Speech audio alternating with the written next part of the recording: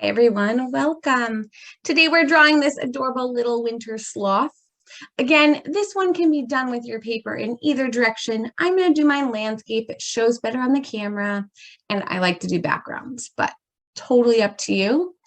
And for our challenge this week, I'm going to show you some pictures of other ways I've done this sloth with backgrounds to encourage you to create your own.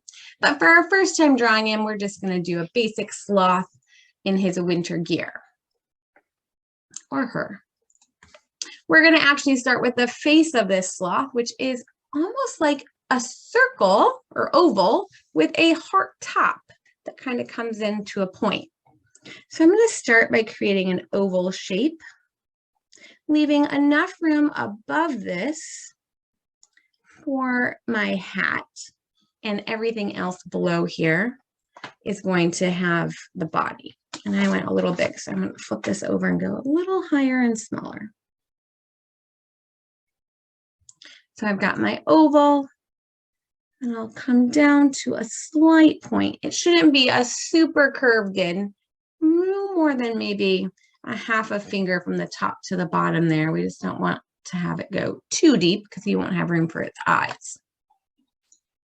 Then we're going to add sideways letter U's on here. This is like the mask that of dark color behind the sloth's eyes.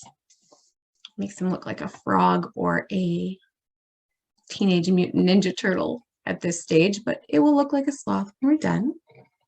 We'll add some adorable eyes in there. Again, do any style you like. I like to change it up and switch them out a lot. I'm going to do this one more basic, not adding eyelashes or anything detailed like that. I'm just going to do a basic eyeball in there with a circle and a couple of highlights. If you want to make it super girly, feel free to add those eyelashes just like we did with the flamingo. Then we'll add a cute little button nose and mouth. I did an oval shape for the nose and a little smile for the mouth. And I'm going out of order for my slides here because they're out of order. Like, that doesn't make sense. Why don't we finish the face? But this is the inside lighter color of its face. There is still the dark brown fur that goes around this inside part of the sloth's face. But when we put a hat on our head, it sits on top of our head. So we don't see the top. We're just seeing like the forehead area. So we're going to actually add this hat first, going kind of right across there, creating the brim, the top of the hat, and some kind of poof on top. Now we're going to add that fur around it. So from the edges of the hat, we're going to come down just a little bit, and then we'll create some zigzaggy fur around the cheek area. And then we want to curve around, connecting right to the bottom of that oval that we started with.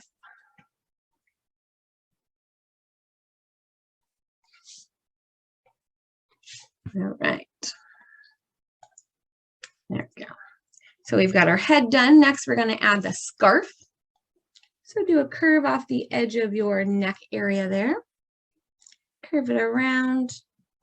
Once you get to the other side of the head, just do another long line in whichever direction you want your scarf to be flowing or blowing.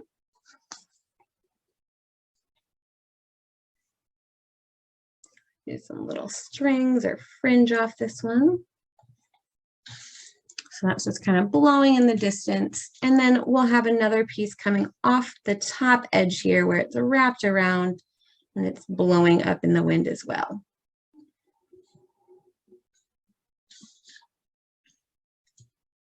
All right, then we're going to start these arms. Now, when we're doing fur, it might be easier for you to do a smooth line. So we're starting along the edge of this scarf here. If you want to do a smooth line, kind of marking your arm, just do it very lightly.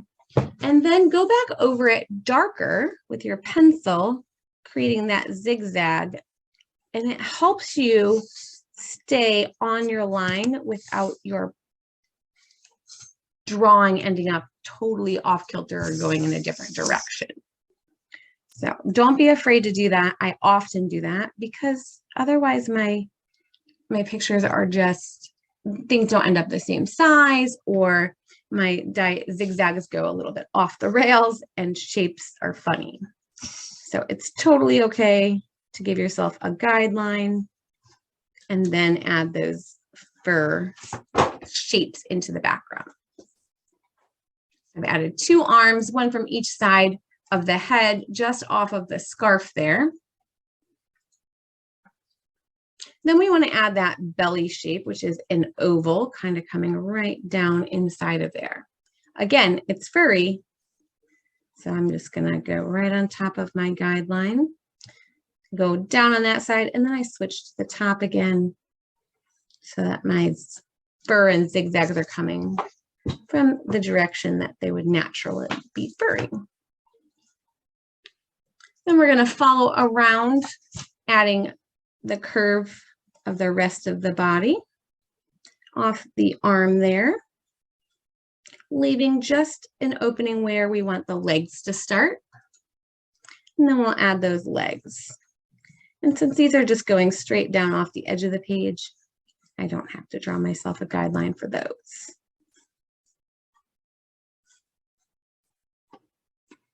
Now, if you have a lot of room left down here, like I did, I think I have enough room to actually add some boots onto my guy. So I'm going to erase part of this leg, maybe about 1 finger width high. Then I'm going to add a little hot dog shape at the top there for the fur of a boot. And then I'll just kind of go off the edge of the page, showing that that's what that is. And that will give me one more area to color that matches his hat and scarf, adding something fun in there. And that is your adorable your adorable sloth in a scarf and hat. And mine is even in boots. Again, you can add snow in the background. I think this sloth maybe was building a snowman, so I'll add a little snow creature back here, or snowman. I don't want to do another hat, so I'm going to do earmuffs. I'm going to do like an oval on each side, and then a line over the top to create the arch.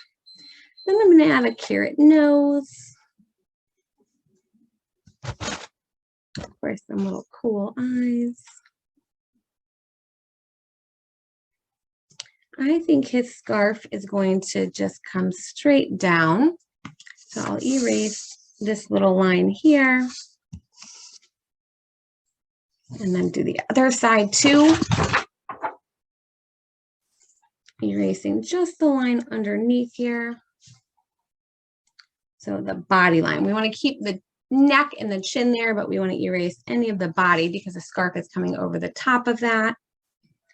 We'll add a little button going down.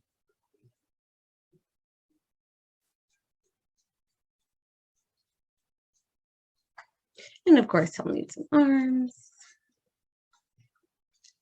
And we've got an adorable little sloth in a snow world building a snow creature. I can't wait to see how yours turned out. Be sure to upload it in the classroom and come back for another drawing soon. Bye, everyone.